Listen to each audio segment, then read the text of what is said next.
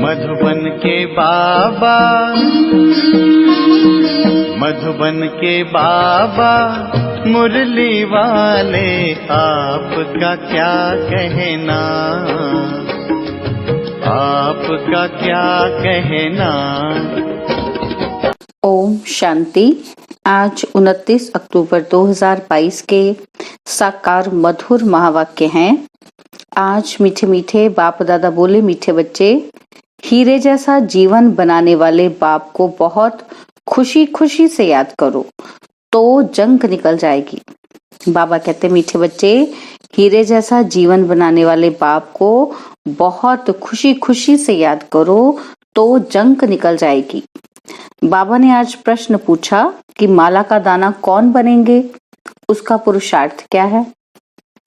और उत्तर में बाबा समझाते कि माला का दाना वही बनेंगे जिसे अंत में कुछ भी याद न पड़े। ऐसे बच्चे जो कर्मातीत अवस्था को पाएंगे वही माला का दाना बनेंगे। कोई बहुत धनवान है, अनेक कारखाने आदि हैं, तो वह सब भूल ना पड़े, किसी में भी ममत्व ना रहे, मेरा मेरा ना हो। बस यह भाई यानी कि आत्मा है, यही रूहानी कनेक्शन है और कोई कनेक्शन नहीं। ऐसे रूहानी कनेक्शन रखने वाले, सब कुछ भूलने वाले बच्चे ही माला में आ सकते हैं। ओम शांति। रूहानी बाप रूहानी बच्चों को समझाते हैं, यह तो जरूर पक्का निश्चय हो गया होगा कि हम आत्मा हैं और परमात्मा बाप के बच्चे हैं, तो सभी ब्रदर्स ही हैं। ब्रदर्स को बाप ने डायरेक्शन दिया है कि मुझ पतित पावन बाप को याद करो। तो याद करते हो या बुद्धि का योग कहाँ और जगह भटकता है? तो माया तो भटकाएगी जरूर, ना चाहते हुए तुम्हारी बुद्धि कहाँ न कहाँ भागती रहेगी। बच्चों के अंदर चलना चाहिए कि बाबा ने हमको सृष्टि चक्र का ज्ञान दिया है, 84 जन्मों की कहानी पढ़ाई है। यह 84 का चक्र पूरा हुआ है, हम फिर से घर जाते हैं। अनेक बार हम याद की यात्रा से पवित्र बन करके घर गए हैं। तुम्हारी बुद्धि में आता है कि हम सब भाई भाई हैं, इसमें जिस्म की कोई बात नहीं है। तुम जिस्म को याद नहीं करो, सिर्फ हम आत्मा हैं, हम ही पावन सतो प्रधान थे, अब पतित बने हैं, तो हीरे जैसा जीवन बनाने वाले बाप को खुशी से याद करना है, जिससे जंग निकल जाए। तो बाप समझाते हैं, बच्चे, पहले पहले अपने को आत्मा समझो, यह भी ज्ञान है, फिर बाप को याद करो, यह है विज्ञान। क्योंकि आत्मा को ज्ञान से परे विज्ञान में शांत घर में जाना है। आत्मा का स्वधर्म ही शांत है और घर भी शांत है, तो पहले हमको वहां पहुंचने का है। बाबा भी वहां से आए हुए हैं, परंतु मनुष्य को इन सब बातों का पता नहीं है। यह पारलौकिक बाप सन्मुख बैठ करके समझाते हैं, बच्चों, मैं परम धाम से तुम बच्चों के पास आया हूँ। ड्रामा के प्लान अनुसार क्यों आया हूँ? तुमको वापस ले जाने के लिए। अभी तुम पतित विकारी हो गए हो, जन्म जन्मांतर विकार से ही पैदा हुए हो, इसलिए भ्रष्टाचारी कहा जाता है। तो हम भ्रष्टाचारी से श्रेष्ठाचारी कैसे बने, यह बाप समझाते हैं। बच्चे, मुझे याद करो तो पवित्र श्रेष्ठाचारी बन जाएंगे। इस याद में तुम सब कुछ कर सकते हो, ऐसे नहीं कि धंधादौरी नहीं कर सकते हो।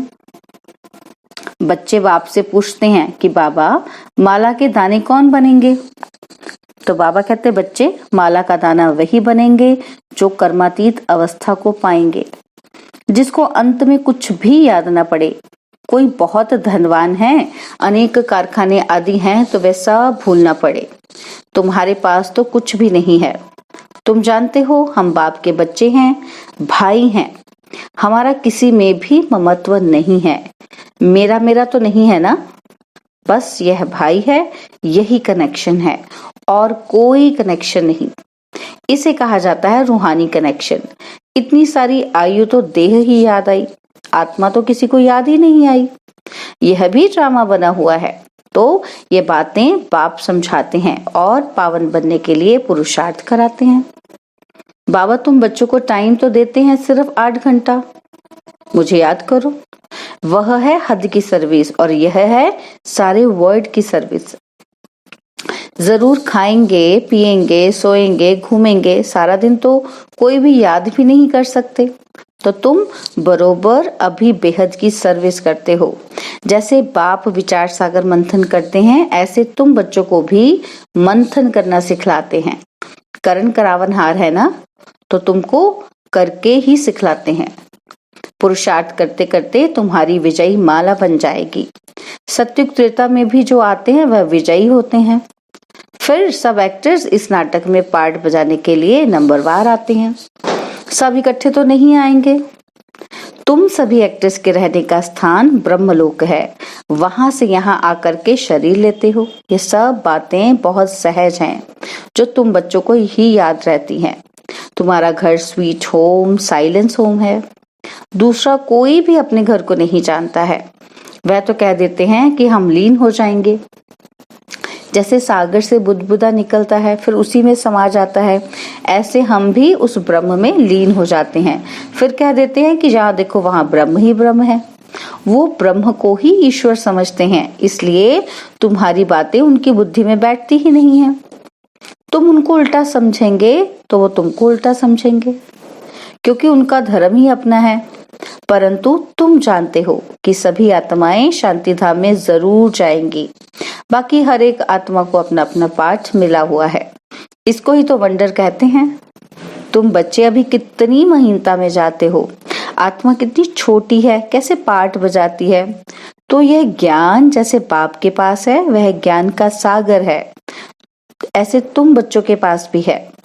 तुम अभी ऐसे ज्ञानवान बनते जाते हो। वह है भक्तिवान और तुम हो ज्ञानवान। भक्तिवान माना रात के रहने वाले और ज्ञानवान माना दिन के रहने वाले। आधा कल्प तुम सुख धाम में रहते हो और आधा कल्प दुख धाम में रहते हो। इसको कहा जाता है दूरंदेशी। अभी तुम्हारी बुद्धि बहुत दूर दूर जाती है। हम आत्मा स्वीट होम ब्रह्मांड के रहने वाले हैं। बाप इस मनुष्य सृष्टि का बीज रूप है, क्योंकि वह नॉलेजफुल है, उनको झाड़ की नॉलेज है। तुम अभी शरीर का भान मिटाने के लिए अपने को आत्मा समझते हो। दूसरी कोई भी चीज याद न आए, पूरा आत्म अभिमानी बन जाना है। मैं आत्मा हूँ, मैं आत्मा हूँ।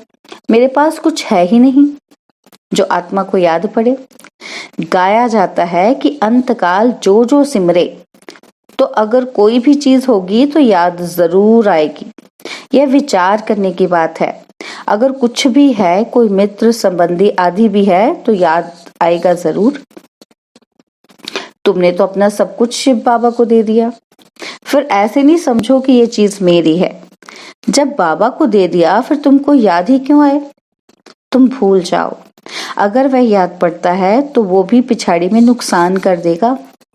अभी तुमको ये सब नई नई बातें मिलती हैं। पुरानी कोई भी चीज तुम्हारे पास नहीं है। जैसे पुरानी चीजें सब करनी घोर को दे देते हैं ना, ऐसे तुम भी अपना सब कुछ देते हो। फिर याद नहीं आनी चाहिए। बस यही याद रहे कि मैं भाई हूँ, आत्मा हूँ, बाबा का बच्चा हूँ। मेरे पास कुछ भी है ही नहीं, शरीर भी नहीं है। फिर नई दुनिया में सब नई चीजें मिलेंगी। वहां तो हीरे जवाहरात के महलों में जाएंगे, तो वह भविष्य की बात हुई। बाबा पूछते हैं कि बच्चे तुम क्या बनेंगे। तो बच्चे कहते हैं बाबा हम तो नारायण बनेंगे। ये तो खुशी की बात हुई ना। परंतु अभी जब कोई भी पुरानी चीज याद न आए, तब माला का दाना बनेंगे। 108 की माला तो राजाई की है और मंदिरों में फिर 16,108 की भी माला रखी होती है। तो माला के दाने बहुत ही बनेंगे। जितना जल्दी आएंगे उतना सुख पाएंगे। जो पीछे आते हैं उन्होंने इतना सुख नहीं पाया है। उनके लिए थोड़ा टाइम सुख है तो दुख भी कम ही पाएंगे। तो बाबा कहते हैं बच्चे ये ख्याल रखो कि पिछाड़ी में कुछ भी याद ना आए। जो अर्पण किया हुआ है वह भी याद नहीं आना चाहिए। बाप कहते हैं मैं ऐसी कोई चीज नहीं लेता हूँ जो रह जावे और उसका वहां भर कर देना पड़े, क्योंकि मैं गरीब निवाज हूँ। कई हैं जो देकर फिर जब कोई कारण से भागंती हो जाते हैं तो फिर मांगने लग पड़ते हैं।